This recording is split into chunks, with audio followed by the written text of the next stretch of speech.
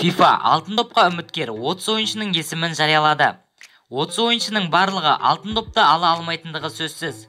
Криштиану Роналду, Лионель Месси, Лука Модрич не Килиан Мбаппенің алтын допты алу көрсеткіші жоғары. Сәлем достар, сіздермен бірге Тентек арнасының келесі шығарылымы. Бүгін сіздермен алтын допқа кім лайықты екендігі жайында сөз қозғайтын боламыз.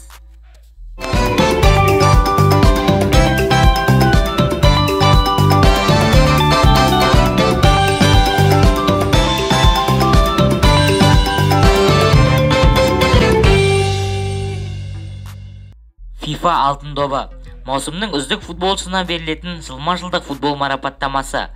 Бұл марапатта ең көп дауыс жинаған футболшы алады.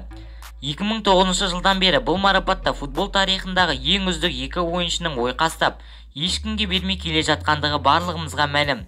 Әрине олар Криштиану Роналду мен Лионель Месси. Екі үздікте осы уақытқа дейін 5 алтын доптан еншілеп үлгерді. Ал 2018 жылы алтыннан жасалған допқа екі үздік таласа алама. Алтын допқа басты үміткерлердің қатарында Криштиану Роналду, Лионель Месси, Лука Модрич, Килиан Мбаппе және Мохамед Салах. 2018 жылғы алтын доптың иегері 2 айдан кейін анықталады.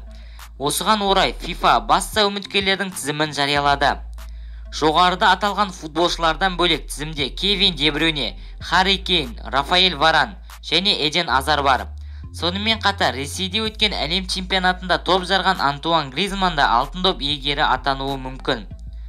Айта кетейік, дәл осы сыйлықты соңғы 2 жылда Криштиану Роналду иеленген еді. Ал оның басты бәсекелесі Лионель Месси болып саналды. Жалпы алтын допты кім қалай түсінеді деген әдет қалыптасты. Алтын допты жеке көрсеткішпен де, клубтағы жетістікпен де салыстырмаған дұрыс. Алтын допты миллиондардың көзайымына айналып, қуантып келе жатқан футболшы алғаны дұрыс. Мейлі ол қақпашы, мейлі ол қорғаушы болсын, бірақ футбол сүйер қауымды қуантып жүрсе болғаны. Осы тұста Арсен Венгердің алтын допты алып тастау керектігін, ұжымдық ойынға әсер туралы айтқаны еріксіз еске оралады.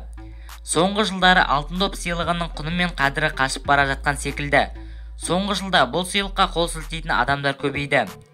Шамданатындар бүкіл әлемнің футболын бір ғана адам ұстап тұрғандай әсер қалдыратындығын айтады. Дұрысы, осы жылы Лука Модрич алтын допты алуы тиіс. Сіздермен бірге Тентек арнасы. Каналға жазылыңыздар, лайк басыңыздар, комментарий қалдырыңыздар. Және де келесі видеоға дейін сау болыңыздар.